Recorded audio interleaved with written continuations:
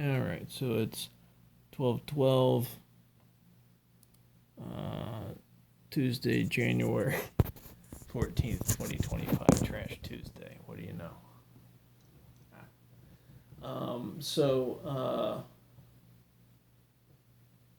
Yeah, one left over. The Birch, Swinton, let's, Dyer Conjecture. Um,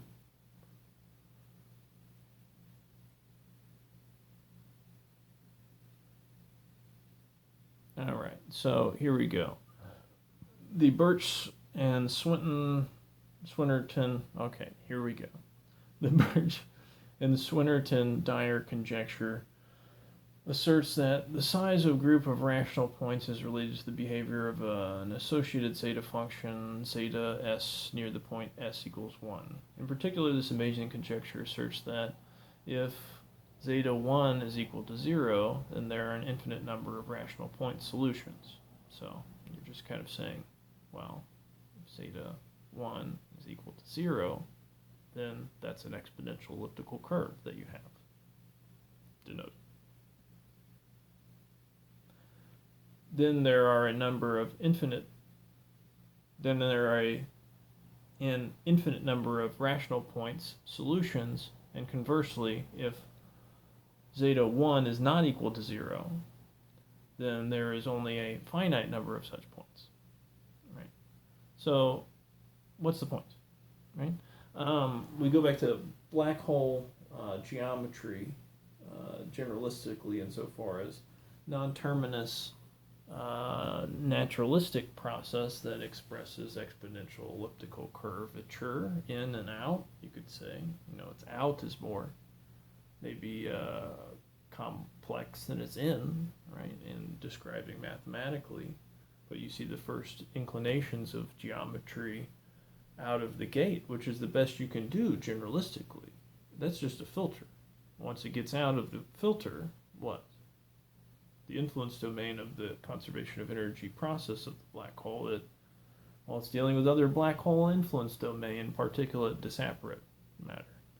And such so much you're lent to outside of the sandbox of thought experiment, not necessarily chaos, but not something that you can quantify without a lot of foreknowledge and compute capacity instantaneously and, from a myriad of. But, that's, kind of where the missing field maybe comes in, and see muon's literal interfacing potentiality.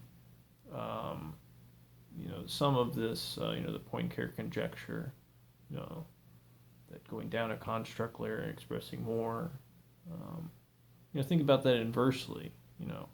Just like with 22/7, these higher considerations for constants, just like you're printing lower relevant within the construct layers of relevance, say at the Hadron Collider, say particles or whatever of an extremely esoteric variety that may or may not, but do. And so we'll go back to this. It's a long way off. It's just very basically, well, what are we trying to speak to here, beyond what I've said generally? Is hmm.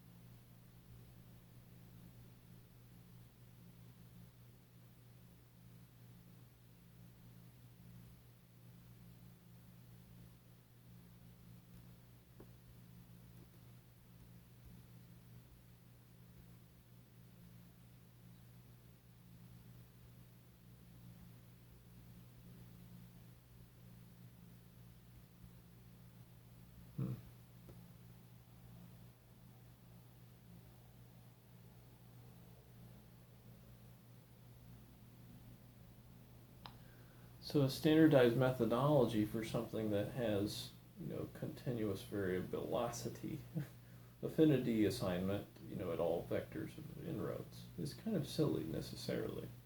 Yeah.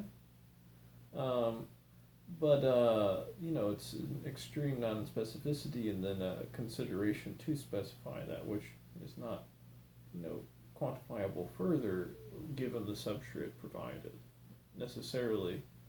And so the solution or proof to this is, has been stated, insofar as it is what it is, right? You know, zeta 1 is equal to 0 is an exponential elliptical curve. What does that reflect in nature? I think I've said. My jacket, sorry. But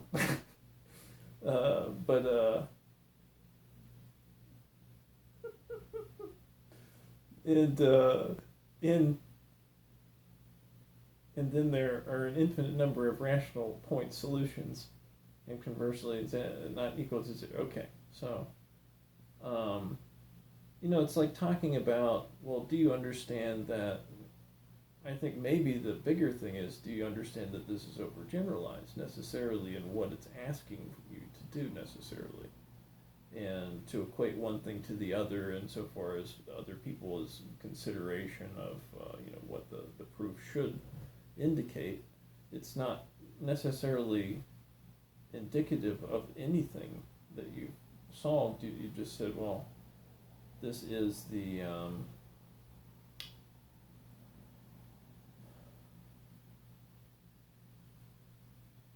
Let's take the quick flash through it here. Let's let this guy talk. There's no one idea in this math problem. The Birch and Swinton Dyer conjecture, originally posed in the 1960s, Swinton asks about solutions to these equations, elliptic curves. The graphs look like this. We mainly care about solutions that are rational numbers. For example, this curve is solved by x equals 1 half, y equals 5 halves. Now there are two things to do with an elliptic curve. The first is to take two rational solutions and combine them to get a third solution. It's called the Mordell-Weilber moving curve. We know behaves approximately like at intervals for R integers. R is called the algebraic rank of the elliptic curve.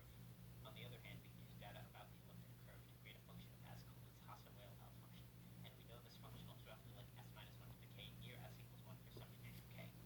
K is called the analytic rank of the elliptic curve.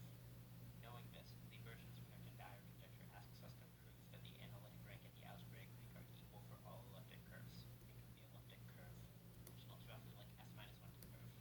On the other hand, intervals for R integers. R is called the algebraic rank of the elliptic, like at intervals for R integers. Solutions then combine them to get a third solution. This is called the Mordell-Weilber moving curve. We know behaves approximately like at intervals for R integers. R is called the algebraic rank of the elliptic curve. On the other hand, we can use data about the elliptic curve to create a function of S. On the other truth, R is called the algebraic rank of the elliptic.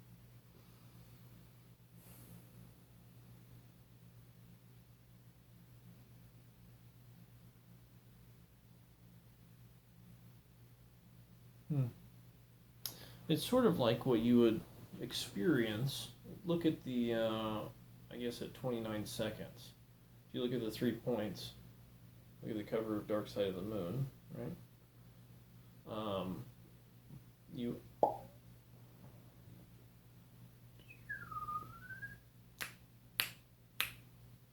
you popped an induction channel, or you're like in the influence domain of a black hole or something. And say the experience of light, through this lensing aperture would kind of be what that would be you pop the bubble insofar as we're talking about without the nomenclature forest or any of the math presented or any of the symbols necessarily. So algebraic rank.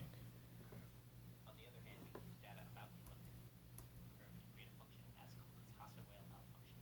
And we know this function looks roughly like S minus 1 to the k near S equals 1 for some integer k. So let's listen to a longer version of this.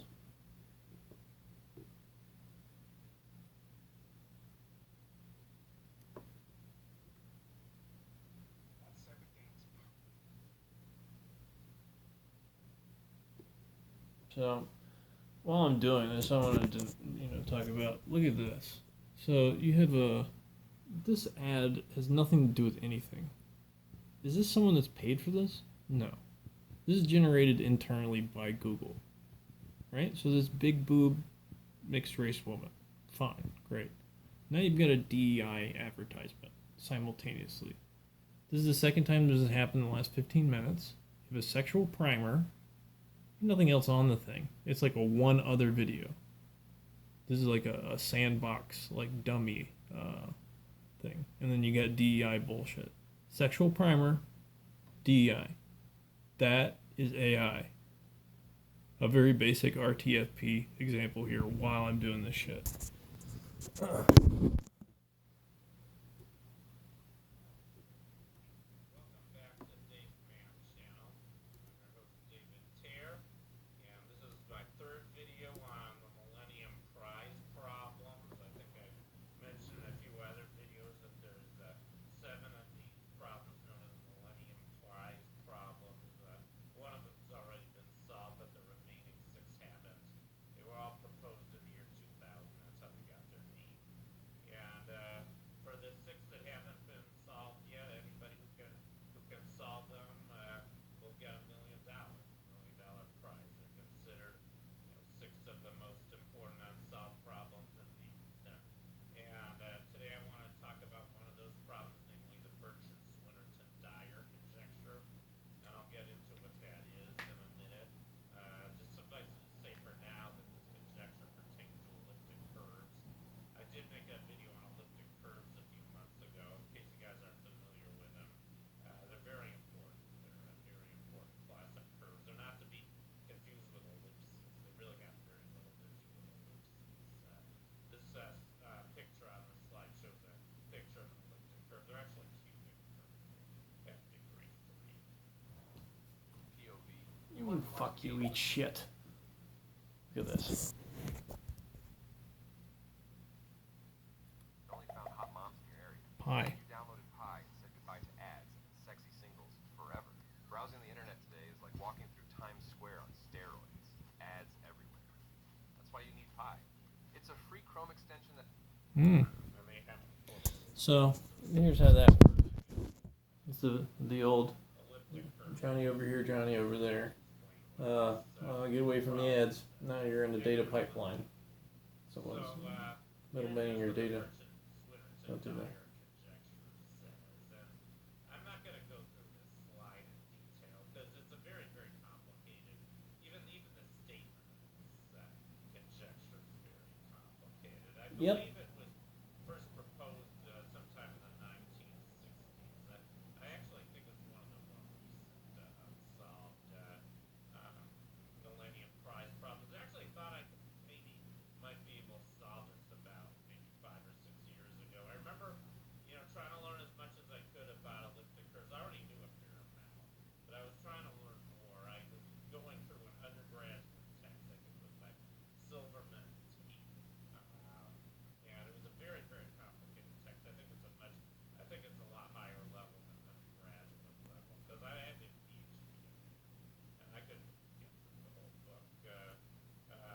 I kind of stopped halfway through the purpose. The logic behind with any question like he's talking about, it's so complicated insofar as the presentation. Like, what are you even asking for?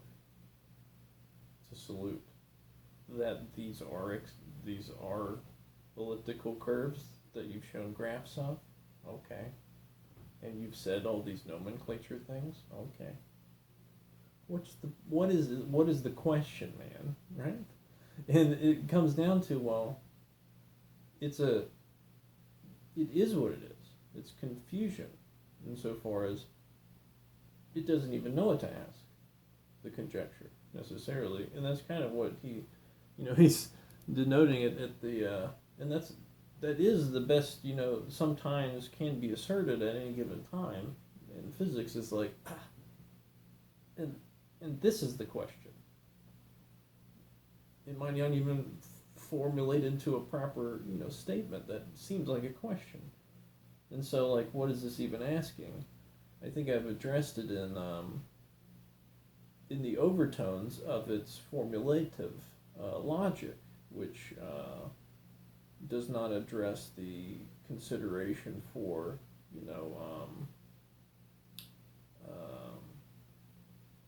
one, like I said, what it's even asking for, and two, what an exponential elliptical curve actually is, as it does exist in nature and can be used as thought fulcrum, if that makes sense. And then so now we see why there's a logic forest. Okay, so we'll keep it going here. I'm not going to stop the thing, but because there's a basic confusion about what an exponential elliptical curve actually is outside of sandbox. All right, like a non-terminus. What does that even mean? So pi exists. You don't have a black hole in theorem necessarily that disapparates particles through a higher dimensional manifold. And insofar as that's the case, you don't also have the logic required to denote what an exponential elliptical curve naturalistically necessarily is. And so much on the page within the construct layer, you can't necessarily logically move from one thing to the other with context of contrast relevance, and subsequently what question should even be asked, right? As one of the variables was not even defined with reflected relevance.